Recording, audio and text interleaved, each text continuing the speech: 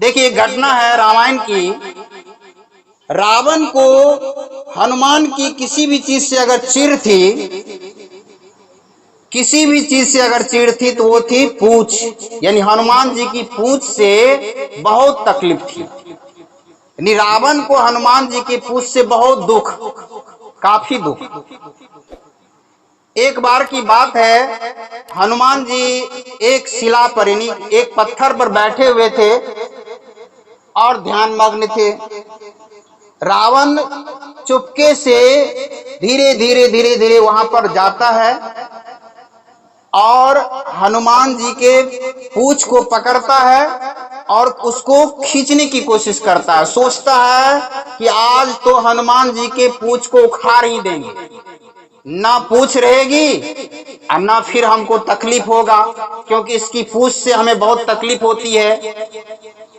तो हनुमान जी की पूंछ से जो रावण को तकलीफ थी, तो रावण ने सोचा कि इसकी पूंछ को ही आज उखाड़ देना है, ना पूंछ रहेगी और ना बांस रहेगी, ना बांसुरी बाजेगी। ये सोच करके पूंछ को उखाड़ने की कोशिश करता है, अपनी पूरी ताकत लगाता है और पूरी ताकत लगा करके पूंछ को खींचने की जैसे ही कोशिश किया तो ये जो हरकत हुई पूंछ में, तो हनुमान जी पीछे मुड़कर देखते हैं कि आखिर क्या बात है। तो जैसे ही देखा तो उन्होंने देखा रावण को कि रावण हमारी पूंछ को खींचने की कोशिश कर रहे हैं। और जैसे ही हनुमान जी को ये पता चलता है, हनुमान जी क्या करते हैं, उड़ चले। अब जैसे हनुमान जी उड़े आकाश में और रावण जो है उसकी पूंछ को पकड़े हुए हैं, रावण भी उसकी पूंछ को पकड़कर उड़ने लगे। अब जो रावण हनुमान जी की पूंछ को उखाड़ने के लिए आए थे, अब वो शंकर भगवान से प्रार्थना करते हैं, हे शंकर भगवान, ये पूंछ को उखाड़ने मत देना।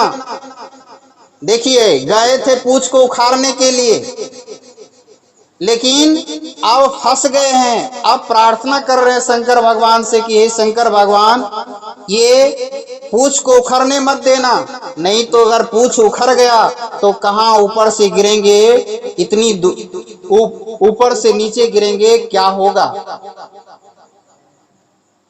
जब ये घटना बीती तो रावण जब वापस आए लंका, अपनी 4 प्रकार की सेना, रथ सवार, घुड़सवार, सभी सेना को भेजे, जाओ उस हनुमान जी को, उस बानर को परास्त करके आओ, मार करके आओ। ये चारों सेना जब वहां पहुंचती, और गुप्तचर भी उसके पीछे भेज दिया कि जाकर के देखना है कि ये सेना लोग क्या किए। सेनाओं को हनुमान जी जो उसका हाल किए वो तो हाल किए, सभी को सुला दिए। गुप्तचर जाते हैं रावण के पास, रावण को कहते हैं कि महाराज, हम लोग आ गए वहां से। बोले सेना लोग कहाँ है? बोले सेना तो ढेर हो गए। बोले वो बानर हनुमान जी? बोले वो वहीं के वहीं है। बोले अरे, तुम लोगों ने कैसे उस पर वार किया? पीछे से वार करनी थी। बोले सर, जो आगे थे वो तो थोड़ा देर टिक भी जाते थे, आगे तो उनका हाथ था तो हाथ की लंबाई तो सीमित थी, पीछे तो उसकी पूंछ थी, और पूंछ पीछे जो थे, पूंछ की कितनी लंबाई बढ़ती उसकी तो कोई सीमा ही नहीं थी। रावण बोलते बस पूंछ का तो नाम मत लो, क्योंकि पूंछ की घटना से वो वाकिफ थे। बोले पूंछ का नाम मत लो। फिर जो है रावण अपनी अमर सेना भेजते हैं, और उस अमर सेना का जो हाल किया, हनुमान जी अपने पूंछ में बांध करके उसको ऐसा फेंका कि उसको पृथ्वी के गुरुत्वाकर्षण से बाहर फेंक दिया। गुप्तचर फिर वापस जाते हैं, रावण पूछते हैं क्या हुआ, सेना लोग कहाँ है? बोले अमर सेना कहाँ है? बोले जाते तो हमने देखा, लेकिन वह आते नहीं देखा। यानी वो चले गए, यानी चले गए मतलब उनको आते हमने नहीं देखा।